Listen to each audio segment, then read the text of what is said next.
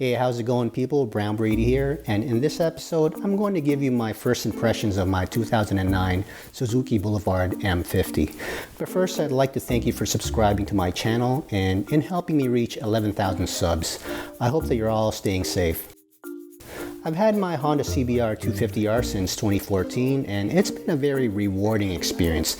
I learned a lot from this old reliable bike for 6 years now, and I thought it was time for me to try something a little different. So last year I wanted to experience riding a cruiser motorcycle, and while saving up for a few months, I started looking for used motorcycles. My top three choices were the Honda Rebel 500, the Yamaha Bolt, and the Kawasaki Vulcan S. These bikes were above my budget at the time, and it meant I might not be able to afford these until next year. Then I found this Suzuki Boulevard M50, and it quickly became a front runner.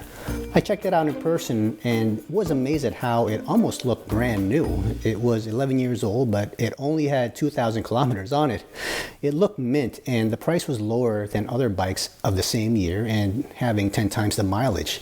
The only minor issue was that it was 2 hours away from me, and I wouldn't be comfortable riding this home, so I had it towed.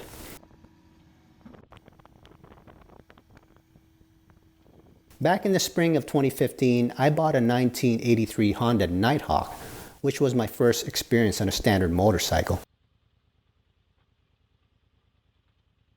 It was a slightly taller and heavier bike, but somehow it did not intimidate me, and I rode that home myself. The Bully M50 is lower, but it looked more intimidating for some reason. I didn't know what it was, maybe because of its wider stance and longer profile, so I was afraid that I might have a problem controlling it.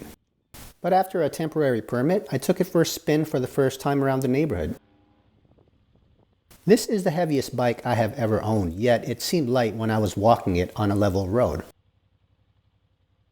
I had issues locating the foot pegs by feel at first because I was used to my CBR's rear control positions, but in a matter of minutes I got used to it.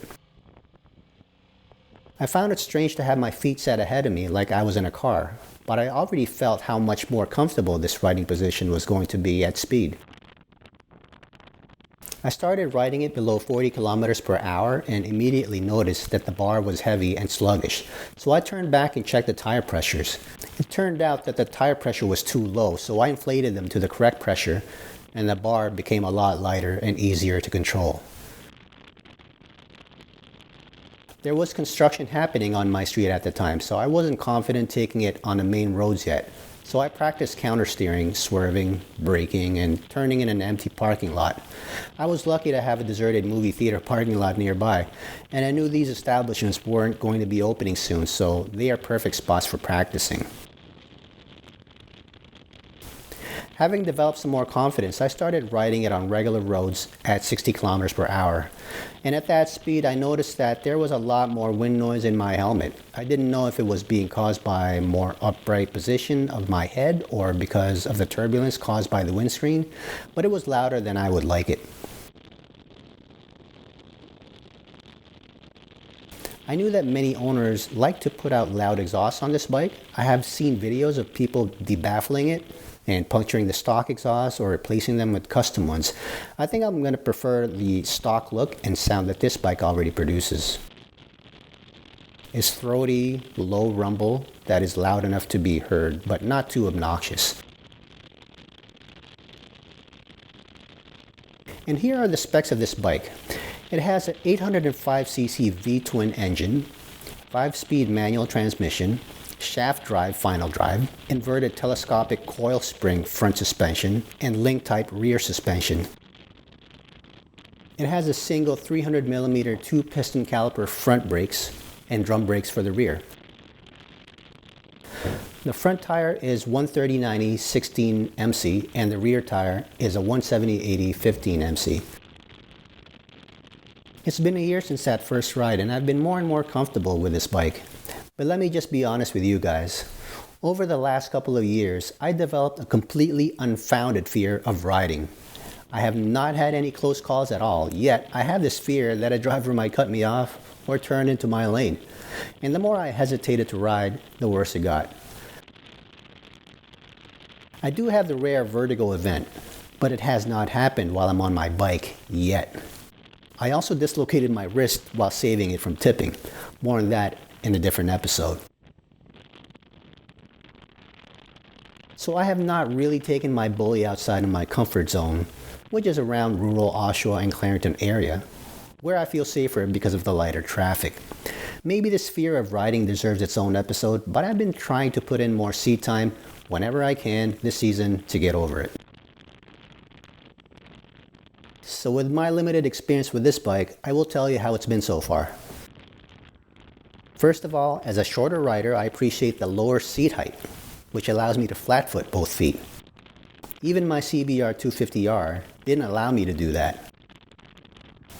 I also like the lower center of gravity, which gives it a unique riding experience compared to my sport bike and standard bike.